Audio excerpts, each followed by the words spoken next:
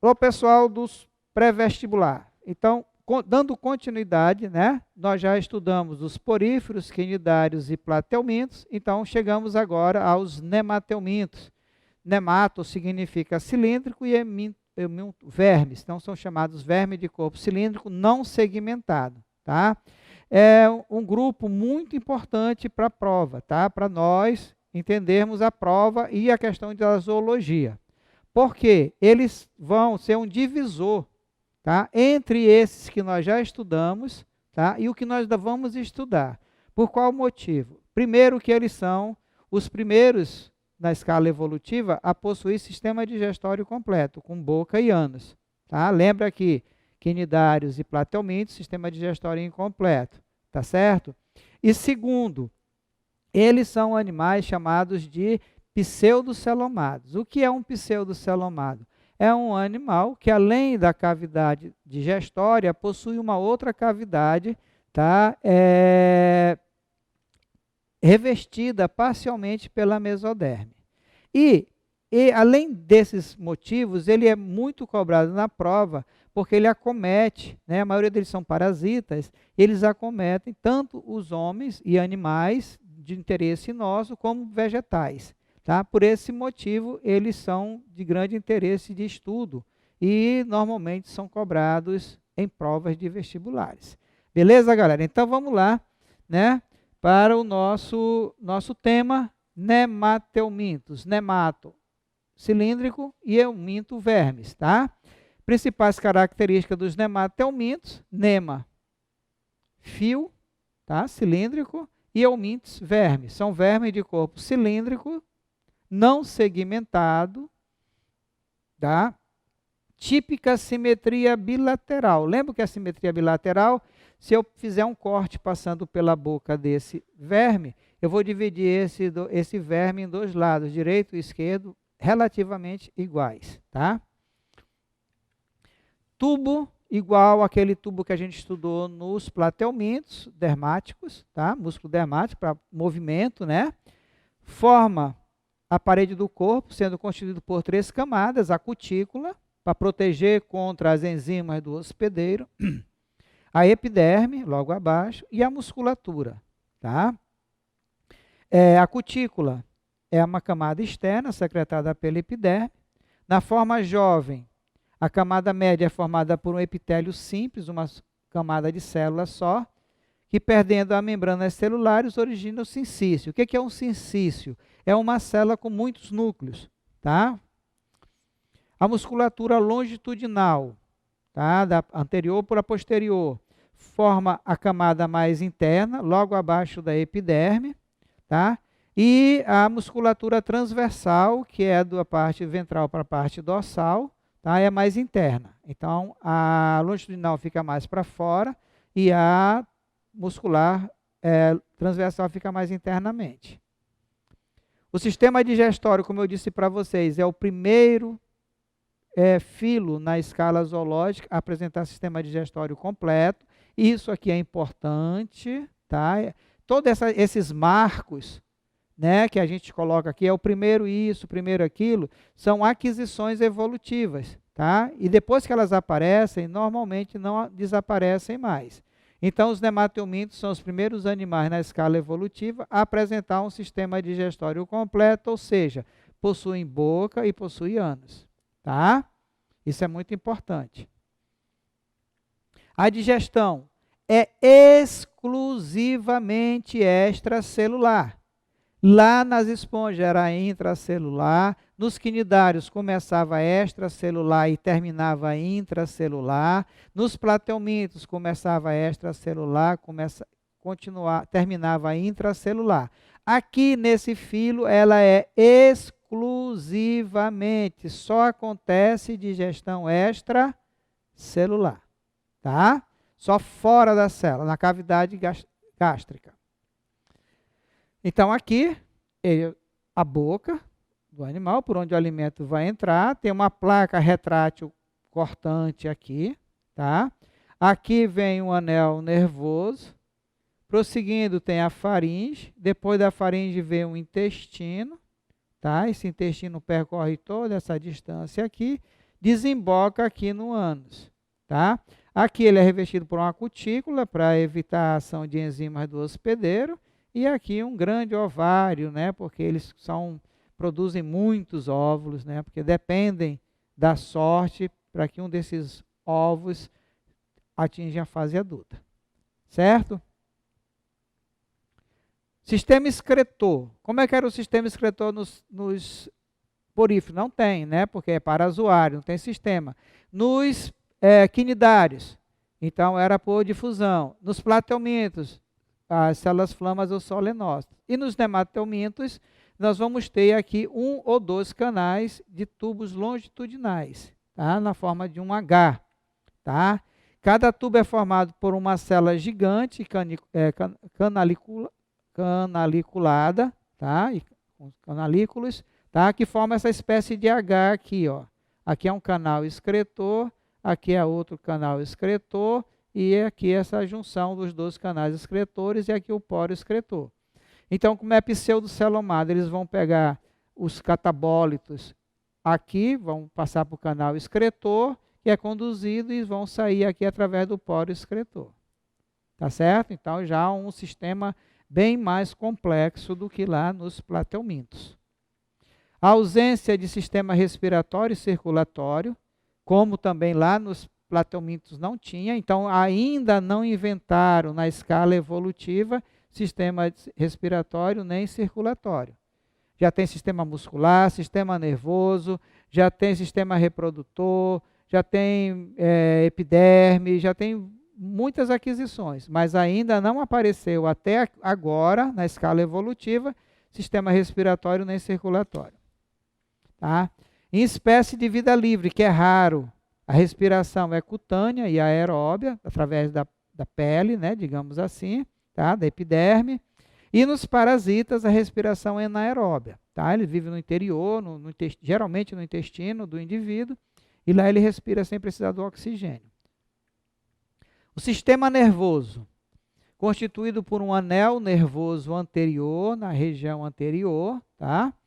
E uma série de cordões nervosos longitudinais, certo? Mais ou menos parecido com o dos plateumintos.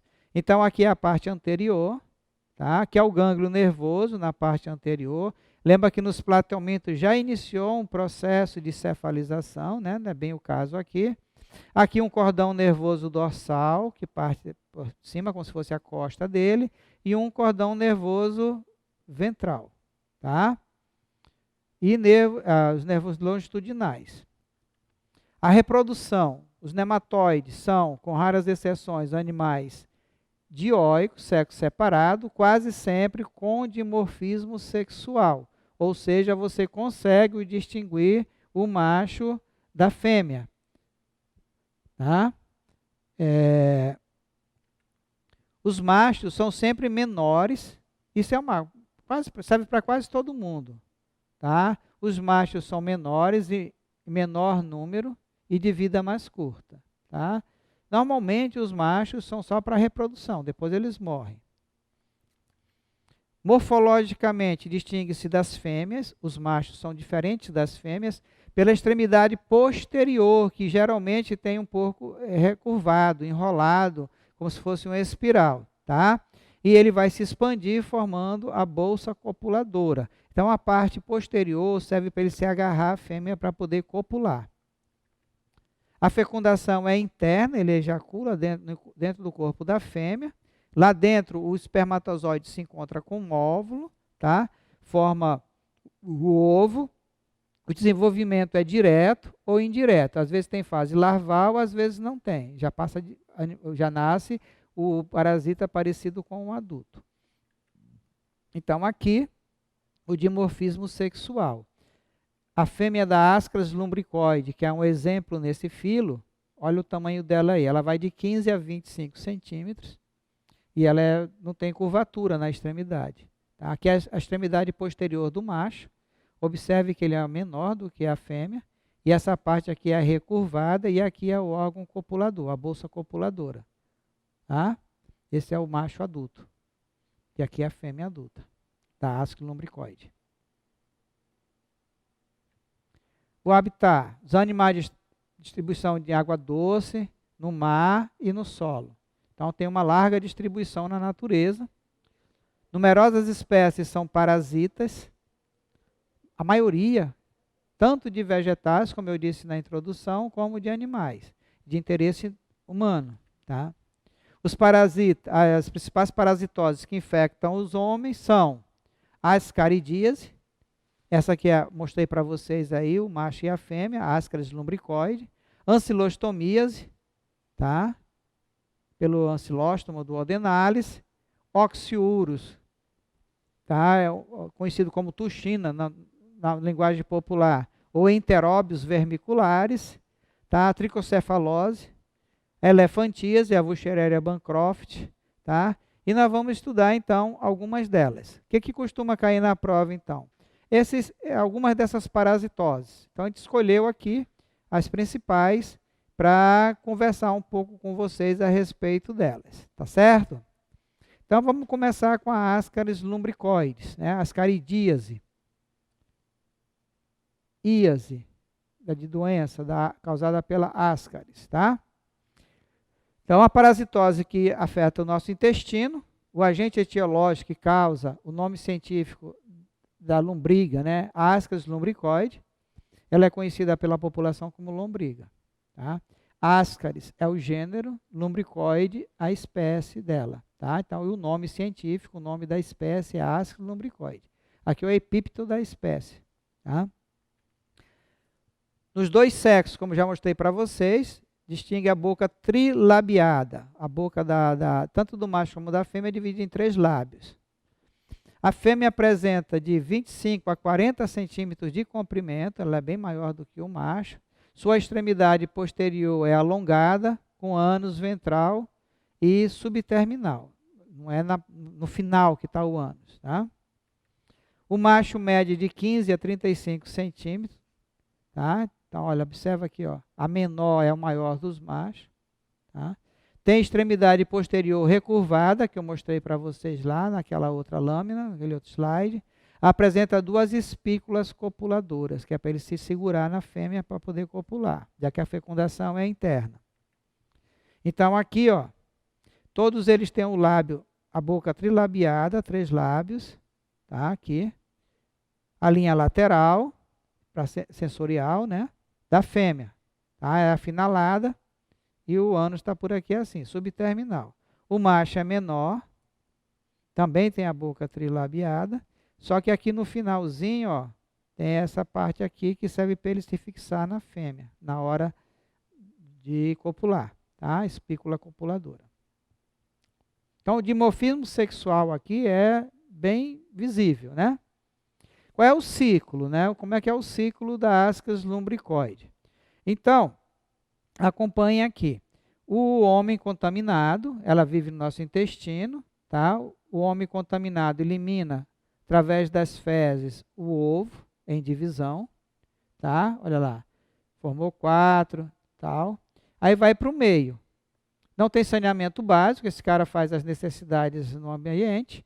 E esses ovos são levados pela chuva, para lagos, para outro lugar. Essa água é usada para ele beber ou então para lavar alimento, tá? E ele acaba ingerindo os ovos com a larvinha. Tá vendo essa larvinha aqui dentro? Nesse processo que ele eliminou aqui, ela foi se desenvolvendo. Ele vai engolir pela boca, esôfago, faringe, tá? E vai para o estômago, tá? Quando chega aqui no estômago, esse ovo vai eclodir e vai liberar essa larva de pequenos milímetros, alguns milímetros, tá? Essa larvinha fora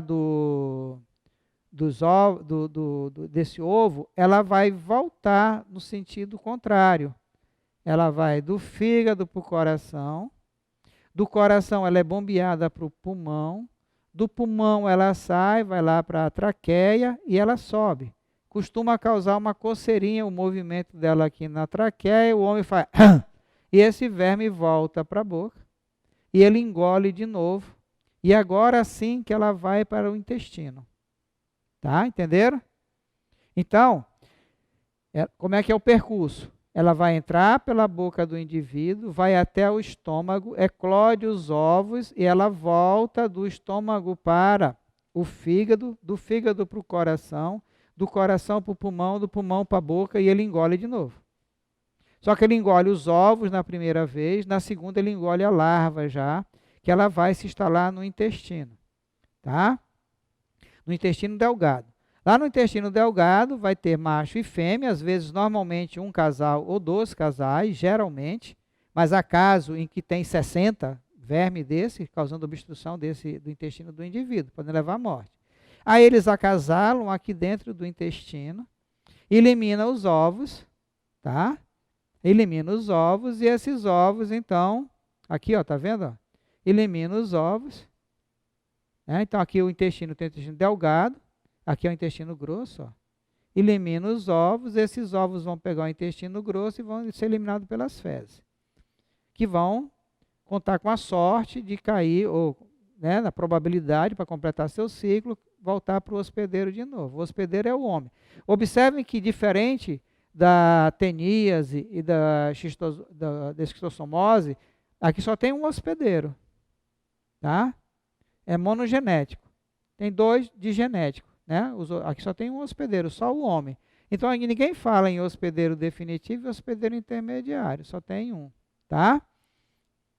Então, esse é o ciclo da ascas lumbricoide. O que você faria para se prevenir desse verme aqui? Saneamento básico, né? Água tratada, pode ser através de água contaminada, alimento, então precisa ter uma rede de esgoto, tá? Para você eliminar os dejetos para um lugar correto, água tratada e coleta de lixo e educação sanitária, tratado do doente, tá? E o que ele causa na gente, né? Então vamos lá. Eu já citei para vocês, mas deixei aqui por escrito. O verme adulto vive na luz do intestino delgado, onde se reproduz. Os ovos são eliminados com as fezes, são dotados de grande resistência, na falta de saneamento básico, acaba contaminando frutos e verduras ou a mesma água. A infestação ocorre quando o hospedeiro ingere ovos embrionados, ou seja, os ovos contendo no interior da casca uma larva chamada rapiditoide, tá? Rabiditoide. No duodeno, a casca é digerida, tá? Libertando a larva que atravessa a parede do intestino delgado e atinge as veias. Das veias, circulação venosa, a larva atinge a metade da direção direita do coração, sendo transportada para o pulmão, tá? Pela pequena circulação. Através da árvore respiratória, a larva atinge os brônquios, traqueia, chega à epiglote, passando para o esôfago, depois volta para o estômago e para o intestino, onde transforma no adulto. Tá? Naquela figura eu mostrei isso aqui para vocês. Deixei aqui registrado, se vocês forem querer ler depois. Tá? A migração da larva através do pulmão determina lesões hemorrágicas, pode causar inclusive pneumonia, né? Processos inflamatórios. Os adultos localizados no intestino produzem cólicas abdominais, náusea, irritação no sistema nervoso. Criança fica chorando por qualquer coisa, querendo açúcar, não sei o quê, sono perturbado, na maioria das vezes é ácido lumbricoide, né? Quando ocorre em grande número, pode chegar à oclusão intestinal. Então, isso aqui é perigoso, tá? Geralmente, se tem um casal, 2 casais, toma o remédio vermífugo, pronto, acabou, né? E outra coisa, como é que faz o exame para detectar? Exame parasitológico de fezes. Mas é muito difícil nesse exame pegar os ovos da ascas lumbricoide. Então a gente faz o exame parasitológico e não dá nada, mas a gente vê o sintoma. Então faz o tratamento independente de ter o exame dado positivo ou não. Tá? Quando dá positivo, melhor ainda. Né? Você já faz o tratamento sabendo do que se trata. O problema é a reinfestação. Tá? Muitas crianças não têm uma atenção de um adulto. Vão fazer cocô, vão defecar e elas mesmas se limpam. E é melhor uma criança 3, 4 anos se limpando depois de fazer cocô, né? Não deve ser uma higiene muito bem feita. E acaba, se ela tiver ascas lumbricoide, acaba ficando ovos da asca na própria mão da criança. E essa criança pega alimento, ela leva a mão à boca, pega a chupeta, então os ovos dela, ela volta para essa própria criança. E aí aumenta o número desse verme no intestino da criança. Estou falando da criança, né? Mas em adulto também acontece, tá? e vai causar então esse problema, a oclusão intestinal, que não é um negócio muito bonito de se ver, tá? Mas eu até evito colocar isso em sala, mas vou colocar aqui para vocês. Olha assim, a quantidade de verme que tem no intestino dessa pessoa aqui, ó.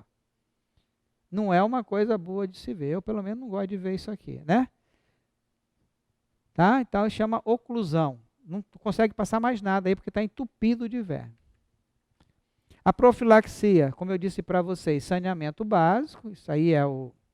Para todos esses vermes vale essa máxima, tá? Rede de esgoto, água tratada, etc. Educação sanitária, lavar as mãos, né? Agora, com essa pandemia, a gente está aprendendo a lavar a mão, né? Mas a gente não sabia lavar a mão direito, não, né? Passava sabão, jogava ali e achava que estava lavada. Não é bem assim, não. Uso de instalação sanitária, tá? Lavagem cuidadosa das mãos e alimentos. Então, ferver a água, filtrar se não tiver água tratada, lavar bem os alimentos, colocar ali antes no vinagre, na quiboa, né, na água sanitária para matar os germes. Saneamento básico, né? O saneamento básico não é só privada não, gente, é coleta de lixo, certo? Destino certo para o lixo, para o esgoto e água tratada. Higiene pessoal, cortar as unhas, né? Unha muito comprida pode ficar parasita nas unhas e tal, que você acaba levando para a boca. E lavar sempre as mãos, né? Então, são coisas que evitam muitas doenças, né? Essas práticas aí. Ok? Muito bem. Um outro nematelminto, né, é a enterobiose oxiurus, conhecida como tuxina, tá? Na população chama de tuxina esse verme. Esse verme é minúsculo, tá? Geralmente criança. Ele parece um fiozinho, uma linha brancazinha que fica à noite, quando a criança vai dormir, no perímetro anal. Tá? Enterobíase é uma doença intestinal causada pelo nematelminto Enterobius vermicularis, que é um verme pequeno e filiforme, como eu disse, parecendo uma linha branquinha, um algodãozinho, tá? Um fio de algodão. O macho mede de 3 a 5 milímetros, ele é visível, né, a olho nu, você vai lá no popô da criança, no bumbum da criança, dá para você ver eles percorrendo o perímetro anal lá. Comprimento e extremidade posterior recurvada, tá? Provida de uma cutícula copuladora. A fêmea maior, olha, de 8 a 12 milímetros de comprimento, possui cauda longa, reta e afilada. A infestação é feita por ingestão dos ovos, igual ao anterior, tá? Os vermes fixados no intestino produzem inflamação, náusea e dores abdominais. O sintoma mais típico e intenso é o prurido anal, coceira no ânus, tá? Principalmente quando o hospedeiro se deita e o calor da cama ativa o parasita. Então, a melhor hora de você fazer um exame, né, para ver o verme é quando a criança se deita. Depois de algum tempo, se ela estiver dormindo preferencialmente, né, você vai lá e dá uma examinada. A gente pode pegar também uma fita durex, colocar na região anal da criança e puxar e ver se tem o verme preso no durex. Né? Quem tem curiosidade para fazer. Tá? Medida preventiva envolve educação sanitária, saneamento básico. Vocês vão ver eu repetir isso várias vezes. Né? Então, aqui, ó, a larva. Tá? O macho adulto, com essa parte recurvada, e a fêmea mais afinalada. Tá? E aqui o ovo. O ovo, a larva, a fêmea e o macho adulto. Tá? Enterobíase, oxiurus ou tuxina. Principal característica, coceiro no ânus, uma forma elegante de falar isso, prurido anal. Ancilostomose, o amarelão, doença que ficou nacionalmente conhecida através de obra de quem? Do Monteiro Lobato, né, o Jeca Tatu. Tá? Muito cuidado com esse verme, costuma cair na prova porque ele foge, a forma de infecção dele foge ao padrão que normalmente a gente pensa que acontece. Tá? Também conhecida por amarelão ou opilação. Ancilostomose é um parasita, é causada por um parasita, né, chamado Ancilóstomo duodenale, Onecato, Onecatu americanos, tá? Tem esses dois vermes causam o mesmo mal, tá? E Esse verme, ele tem 1 centímetro de comprimento, pequeno, tá? Apresenta diferença entre o macho e fêmea, ou seja, nítido dimorfismo sexual. O corpo é cilíndrico, afilado nas 2 extremidades da fêmea e apenas na extremidade anterior do macho, tá?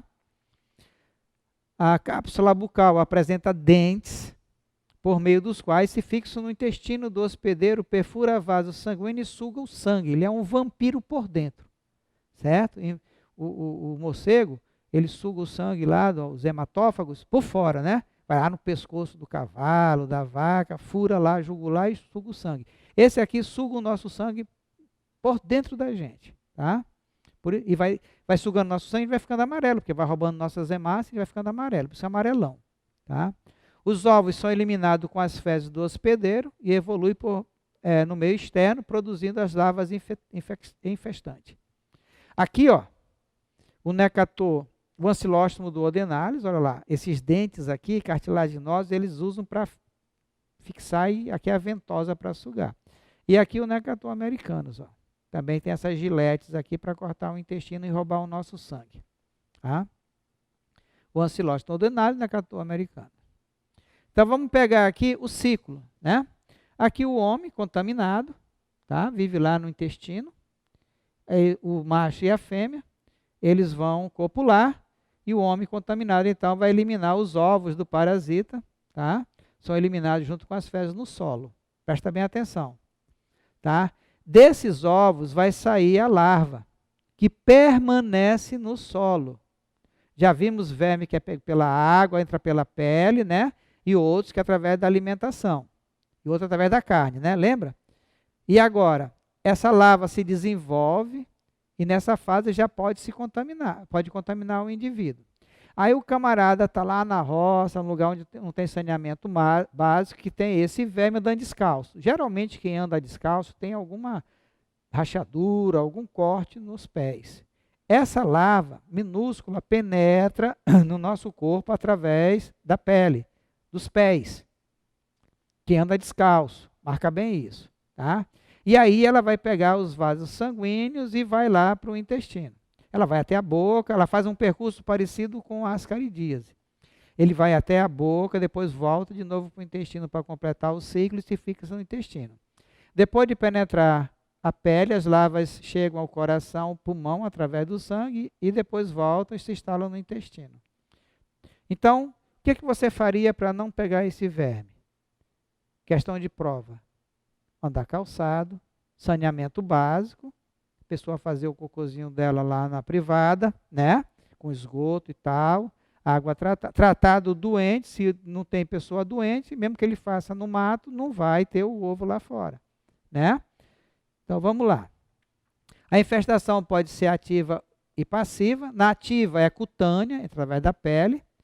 Ativamente a larva penetra através da pele, principalmente aqui que está, aqui pede na prova, ó, pés descalços. Tá? Cai na circulação, atinge coração, pulmão, brônquios, traqueia, esôfago, intestino delgado, onde se transforma em adulto. Essa é a forma de contaminação ativa. Tá? E a forma de contaminação passiva, as larvas podem chegar com a água, o alimento contaminado ao estômago. Então vai, tá? Onde atinge a forma adulta. Mas o que mais cai na prova é essa contaminação ativa aqui, ó, não a passiva. A ancilostomose causa no homem intensa anemia, variando a gravidade com o grau de infestação. Os indivíduos parasitados perdem cor, ficam amarelo, tornam amarelado, é o nome amarelão e fraco. A redução de hemácia afeta o transporte de oxigênio, afetando o coração, o cérebro, ocorrendo insuficiência cardíaca, sonolência, apatia e confusão mental. A profilaxia envolve higiene, saneamento básico e uso de calçado, que é isso que é mais cobrado na prova mais uma vez. Tá? A elefantíase, tá? Também conhecida como filariose ou vuchereríase, tá? É causada por um verme com o nome meio diferentão, né? Wuchereria bancroft. O corpo filiforme, parece também uma linha. Com 3 centímetros o macho e 10 centímetros a fêmea de comprimento. Então tem dimorfismo sexual. O verme adulto parasita gânglios de vasos linfáticos. Então não é intestino, não é fígado, tá? Não é músculo, não é cérebro, é vaso linfático. As larvas vivem no sangue e somente à noite, período que coincide com a atividade dos mosquitos transmissores. Então, esse verme é transmitido por mosquito, atinge os vasos periféricos. Aí o mosquito vem sugar o sangue da pessoa contaminada e vai, então, sugar essa larva. No Brasil, o principal transmissor é o Culex, dessa espécie, fatigans, vulgarmente conhecido como pernilongo, mosquito e tal, né? As larvas ingeridas pelo transmissor são depois inoculadas em outro hospedeiro sadio, né? A filariose provoca edema, que causa deformação principalmente das pernas, dos membros inferiores. A perna do homem infectado chega a ficar tão grossa quanto a de um elefante, daí é o nome da doença, elefantíase. Também provoca a hipertrofia dos testículos, às vezes, né, no homem, e nos seios das mulheres. Profilaxia envolve tratamento de infectados, extermínio do mosquito, uso de repelente, de telas, mosquiteiros. Ok? Olha aqui, ó. Olha aqui, como é que ficou a perna desse camarada. Ó. Olha aqui a perna normal e a perna com elefantíase aqui, ó. Olha essa outra aqui, ó. Imagina isso no rosto, no testículo ou no seio da pessoa. É muito feio, tá? O bicho geográfico já cai menos na prova, mas é bom você saber. São animais silvestres, como o cão, o gato. Apresenta o parasita, né, específico, cuja larva infectantes só completa o ciclo quando penetra no hospedeiro próprio. Casualmente, essa larva pode penetrar no homem, tá? Migrando e realizando um trajeto sinuoso no tecido subcutâneo, produzindo uma dermatose conhecida como larva migrans, ou bicho geográfico. Principal agente etiológico, Ancylostomum caninus, do cão, e o Ancylostomum brasiliense, parasitas do intestino do cão e do gato. Então, sabe aquelas coisas de areia que tem creche e tal? Aquilo ali é um perigo, porque o gato costuma fazer cocôzinho ali, né? Aí na segunda-feira a criança vai brincar no parquinho da escola. Perigoso. É até proibido hoje colocar aquelas caixas de areia. A parasitose é comum nas praias, frequentadas por cães, que albergam o parasita. Então não se deve levar cachorro para a praia, um dos motivos é esse, né? E aqui, ó, entrou no corpo do homem e fez esse tipo de mapa. Geográfico que fica formando tipo um mapa aqui na pele do homem. E eu trouxe aqui um pezinho bem bacana ainda, que fica muito mais feio. Ok, galera? Então, nós chegamos aqui no final desse filo, chamado de nemateumintos. Daqui a pouco a gente vai continuar, trocar a bateria aqui e tal, a gente vai continuar com os anelídeos, beleza? Me aguarde que já já eu estou de volta.